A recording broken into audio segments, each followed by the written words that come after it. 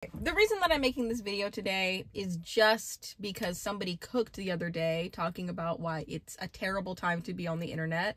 And since I identified so heavily with that, I just wanted to pay my compliments to the chef, aka Mr. Angelo Wallace, because he was right. It's a terrible time to be online right now. D'Angelo gave a bunch of reasons as to why he feels for himself it's hard to be online, and I just wanted to reiterate with some feelings that I identify with, but then also to add on to the things that he said. Here are the 3 things that I took away from his video that related to why he feels it's hard to be online. The first things he mentions are, first, the hurricane is affecting the state that he is in, which I cannot relate to, but just discourse on the hurricane to me is just so incredibly overwhelming. The second is the energy online around the election is just very contentious and very chaotic. Heavily identify with that one. That one affects everyone. And then the last one is him talking about his seasonal depression. I do not have seasonal depression, but as somebody who's had a history of depression and just has a lot of mental health issues, and somebody who's online with those mental health issues, I've spoke on them a decent amount of times on this channel, I wanted to also reiterate with my own experiences, inspired from his experiences, you know? My channel is incredibly casual. I don't write out essays the way that D'Angelo does. He does a phenomenal job, and you can tell he really cares. But since this channel talks about anything casual or monumental in relation to life's events, life's TV shows, whatever it is that I feel like I would like to speak on, this video is just something that I wanted to speak on. This video's content is related to so many things about life's events, and kind of anything going on in society right now. As somebody who's online chronically and casually at times, it just is kind of hard to reckon with the idea that the internet used to be a place for escapism. And that might just be me speaking kind of naively, because I've grown up kind of in the age of the internet. So as a kid, yeah, you're purely coming to just escape, and nothing can really burst your bubble of innocence like growing up. And then now, as a 25-year-old, maybe I'm just coming to terms with the idea that oh, we can't just escape to the internet now because we're not 12. But I do kind of feel like things like YouTube, Instagram, and Facebook, there were simpler times, and they used to be a lot more enjoyable to go to whenever you just wanted to express a creative thought, and you could share in that with the people that identified with the groups that you were in. So in a lot of ways, I feel like it might be a little bit naive of me to say that, but at the same time, there was the existence of simpler times. And in 2024, especially in the year of the election in which D'Angelo was talking about, it's impossible to escape onto the internet. Sometimes it feels like internet reality is more reality than real life, because we are always going to return back to the internet. The first thing that I wanted to talk about, just in relation to what he was saying about the hurricane, is just sometimes online, when you're viewing a tragic event, not to do the whole I'm so sad too, my thoughts and prayers are with you guys, even though I can't do anything, I feel sad for you, I'm sad too. Watching national tragedies is hard on the soul. At least it's hard on my soul. Not even just national tragedies, looking at things like the genocide going on in Palestine, that it's so hard, I feel like, if you're a sensitive person who's online, to recognize there are so many things that are going on in this world that you can't do much to help in. You can donate, you can share the thing that needs to be shared, you can give what you can give, but at the end of the day, it's so overwhelming to see 20 different videos in one sitting of 20 different families and their lives being completely destroyed. And just recognizing that you're just sitting in your bed looking at that. And because you're on TikTok, it's entertainment. But it's also real ass lives that you're just looking at the destruction of. That's crazy.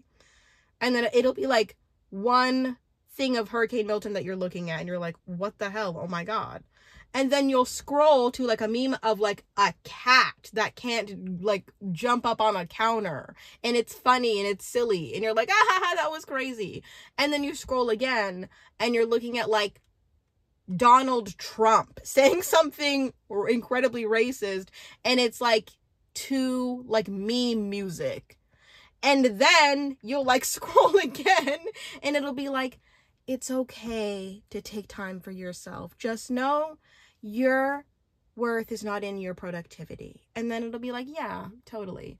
And then you'll scroll again and it'll be another thing of Hurricane Milton. Our existence online, it's an overwhelming existence online to intake so many different things. And D'Angelo said this also in his video, like, the more negative things that you post, the more attention you're gonna get.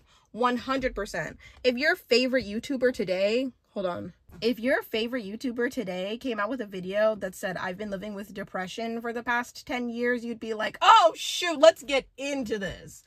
Or, you know, like even with this hurricane coverage, a lot of us are very fascinated because it's very entertaining to watch people's, like, you know, it's like we're constantly every single day looking at the train wreck that we can't look away from, which is so incredibly sad because it's like hurricane victims. And then you do something like contribute to a GoFundMe. And like, personally, I haven't been able to contribute much, but I do try to contribute a little bit.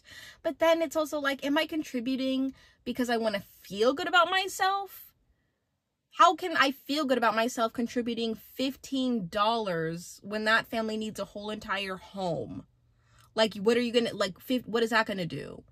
You know? But then it's like, no, just give what you can because you would want people to do that for you and just be great.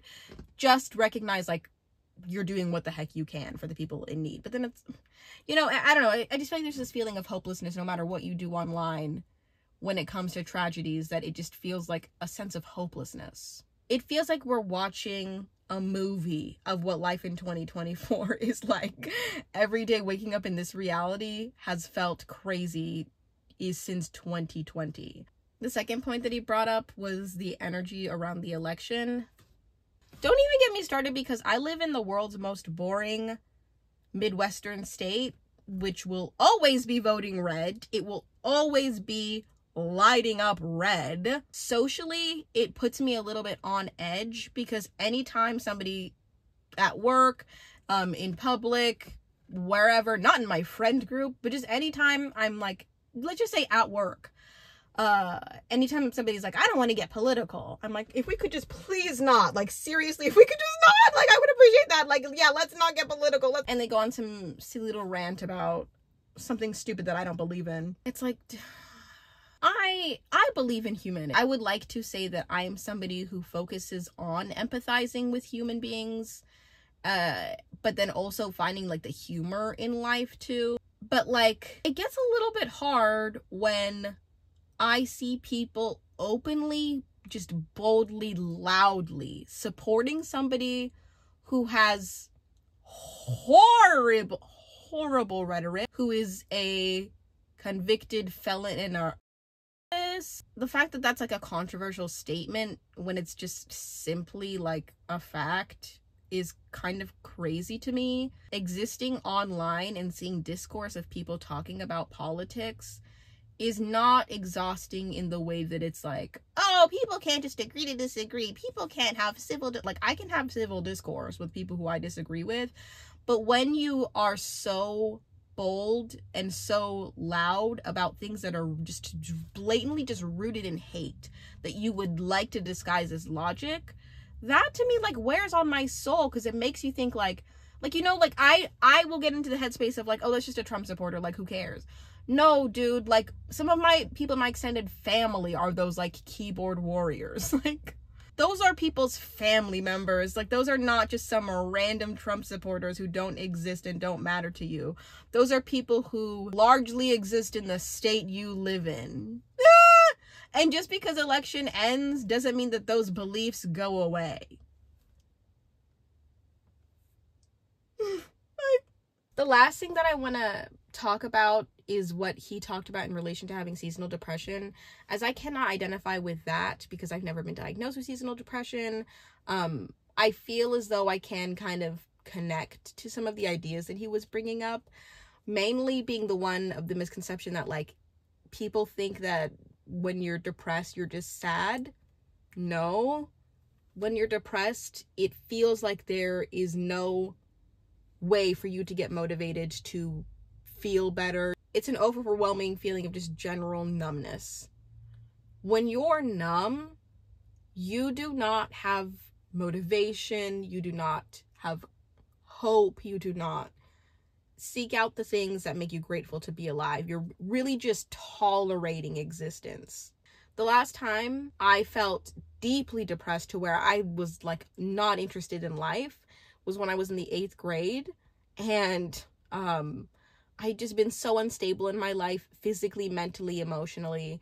And yeah, I was in the 8th grade, so whatever, my hormones were changing. But like truly, I've never felt so low than when I was thinking life just is not for me, and thinking, you know what, I don't know if I could be here. I don't know if I can do this because I don't have whatever it is that like makes life feel like it's worth living. The last time I felt like a semblance of that feeling was this summer.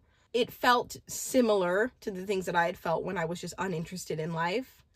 And I'd recognized the position I was in. Luckily, I had resources and tools to pull me out of that.